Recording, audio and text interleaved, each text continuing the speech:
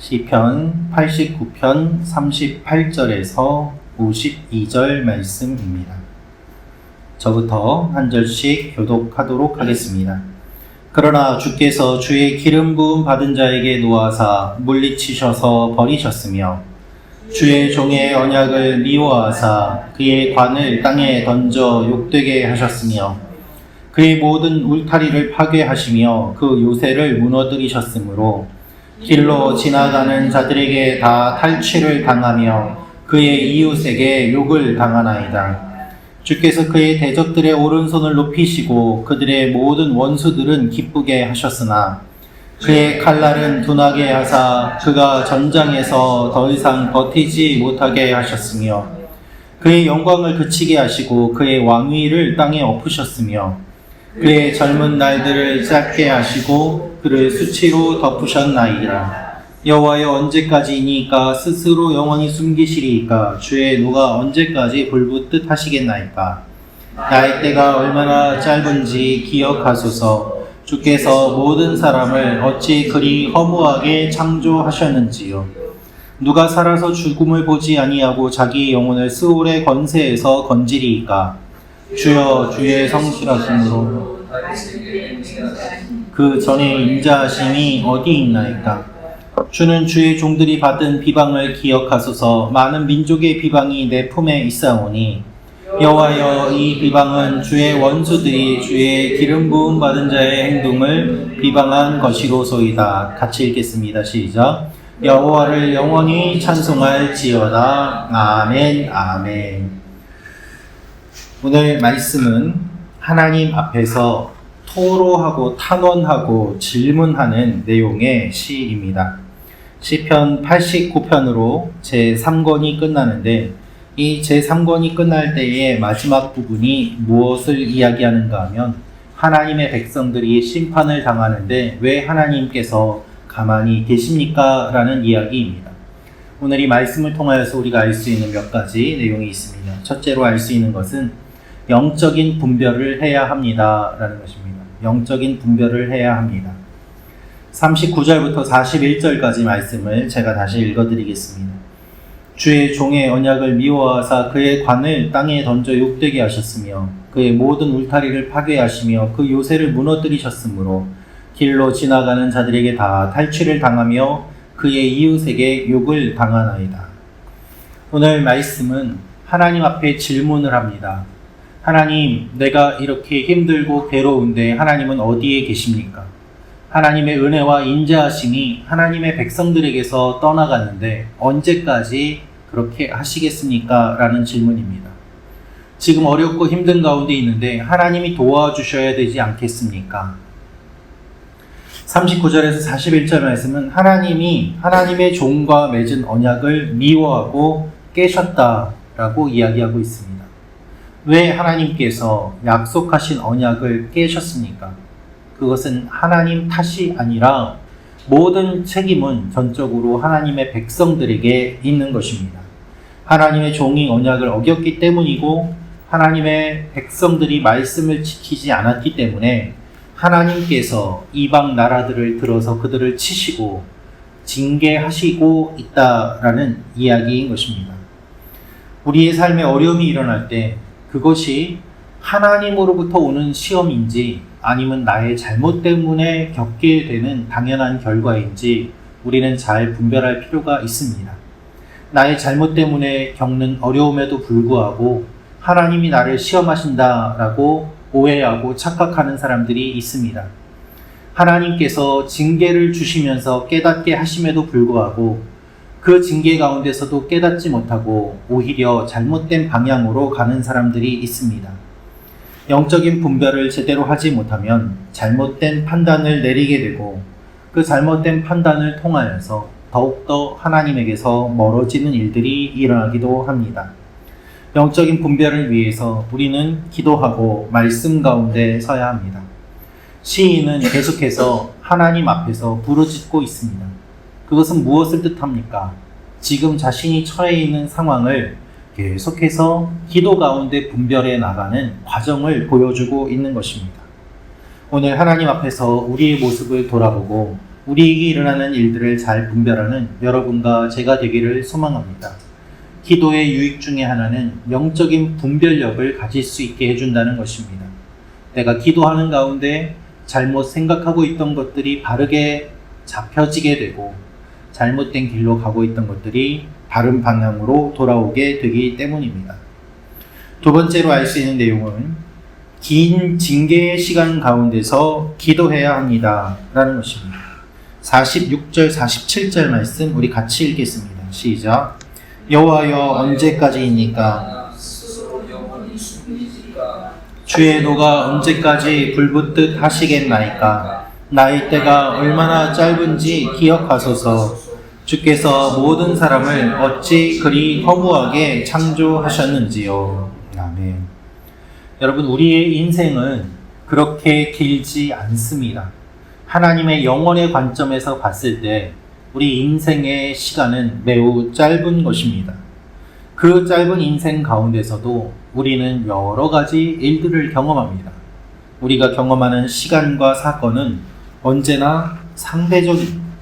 환난과 고통 속에서는 시간이 길게 느껴지고 좋은 일과 기쁨 속에서는 시간이 짧게 느껴집니다. 그런데 이 긴 시간을 경험하는 가운데 고통이 길어지는 가운데 실제로 고통의 연한 자체가 길어진다면 그 고통은 얼마나 심하겠습니까? 내가 짧게 고통을 받아도 길게 느껴지는데 그 고통의 시간이 실제로 길어진다면 얼마나 어렵겠습니까? 그럴 때 우리는 어떻게 해야 될까요? 이 힘든 상황 속에서 시인은 하나님께 기도합니다. 그것이 그가 가장 잘 할 수 있는 일이고 또한 그가 할 수 있는 유일한 일이기 때문입니다. 성도들은 어려움과 문제 앞에서 하나님 앞에 기도해야 하는 존재입니다. 하나님 앞에서 때로는 원망도 하고 탄식도 하지만 결국 그의 깨달음은 무엇인가 하면 이 짧은 인생 가운데 하나님이 침묵하시고 하나님이 징계하시는 것은 얼마나 안타까운 일입니까? 라는 고백입니다.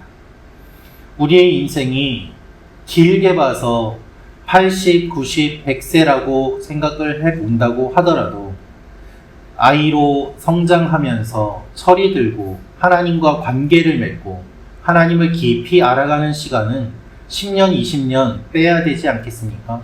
그렇게 치면 우리의 인생은 우리에게 주어진 인생 가운데서도 시간이 유한한 것이죠.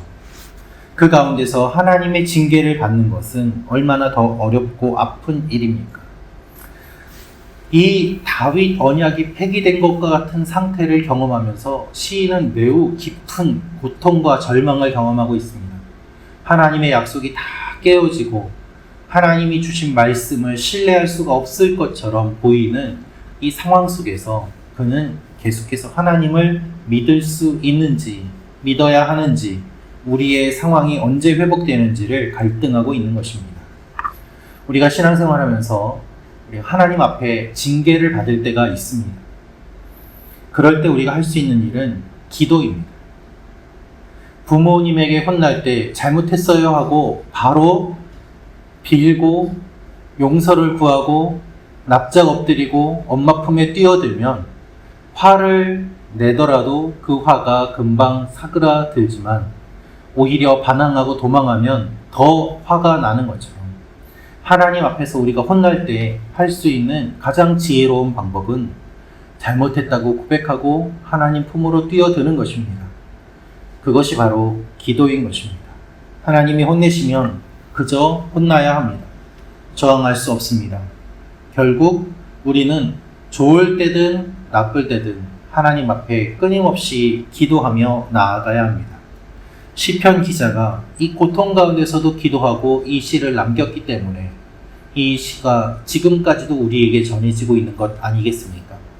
우리가 하나님 앞에 기도하는 것들 하나님이 기억하시고 기록하시고 남겨두셔서 그 모든 것들을 통하여서 유익하게 하실 줄로 믿습니다. 이것을 기억하며 하나님 앞에 오늘도 기도하며 나아가는 여러분과 제가 되기를 소망합니다. 마지막으로 알 수 있는 것은 하나님의 자비를 구해야 합니다 라는 것입니다. 하나님의 자비를 구해야 합니다. 50절, 51절 말씀 제가 읽어드리겠습니다. 주는 주의 종들이 받은 비방을 기억하소서. 많은 민족의 비방이 내 품에 있사오니 여호와여 이 비방은 주의 원수들이 주의 기름 부음 받은 자의 행동을 비방한 것이로소이다. 그는 자신이 비방을 받는 것이 자신의 잘못 때문이기는 합니다마는 자신만을 비난하는 것이 아니라 하나님도 비난하는 셈이 되기 때문에 이방 민족들이 이렇게 하는 것을 하나님께서 기억하시고 자비를 베풀어 달라는 마음으로 이 고백을 하고 있습니다. 그는 마지막에 이렇게 고백합니다. 여호와를 영원히 찬송할지어다. 아멘, 아멘. 그가 지금 고난을 받고 있고 징계를 받고 있지만 하나님에 대한 믿음은 끝까지 포기하지 않고 하나님을 찬양하기로 결단하면서 아멘을 2번 반복함으로 말미암아 그의 믿음이 결단이 흔들리지 않을 것임을 확고하게 고백하고 있습니다. 우리가 어려움을 겪을 때 우리는 하나님을 원망하면서 믿음을 포기하기가 쉽습니다.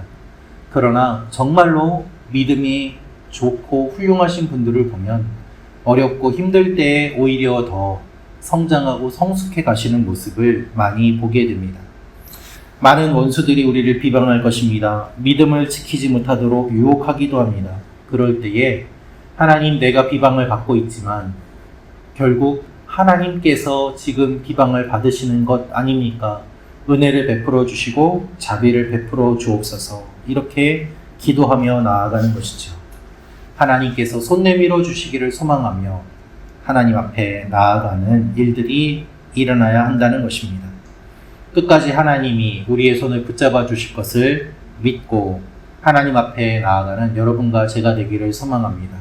지금 당장은 어려운 일이 일어날지도 모르지만 그것을 뛰어넘는 하나님의 은혜와 구원이 곧 우리 앞에 주어짐을 소망하며 어떤 때라도 언제든지 하나님 앞에 기도하며 여호와를 영원히 찬송할지어다 찬양하며 나아가는 여러분과 제가 되기를 소망합니다. 기도하겠습니다.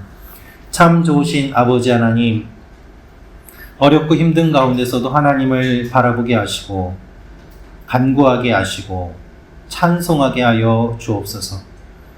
특별히 아버지 하나님, 오늘 하루도 어려움 가운데 있는 우리 지체들 주님께서 붙잡아 주셔서 믿음 잃지 않게 하여 주시고 또한 하나님께서 도와주심을 끝까지 포기하지 않고 소망하게 하여 주옵소서. 육신의 연약함으로 긴 시간 고통받은 가운데 믿음이 약하여지는 지체들이 있다면 주님께서 붙잡아 주시고 경제적으로 어려운 가운데 긴 터널을 지내고 있는 지체들이 있다면 주님께서 소망의 빛을 비추어 주시옵소서. 오늘 저희가 서로 위하여 기도하고 중보함으로 말미암아 하나님께서 우리의 기도를 들어주시고 우리 교회 성도 한 사람 한 사람을 세워주심으로 말미암아 주님의 몸된 교회가 세워지는 오늘 하루가 되게 하여 주옵소서. 주님께서 이루어 주실 일들을 기대하고 감사드리며 예수님의 이름으로 기도합니다. 아멘.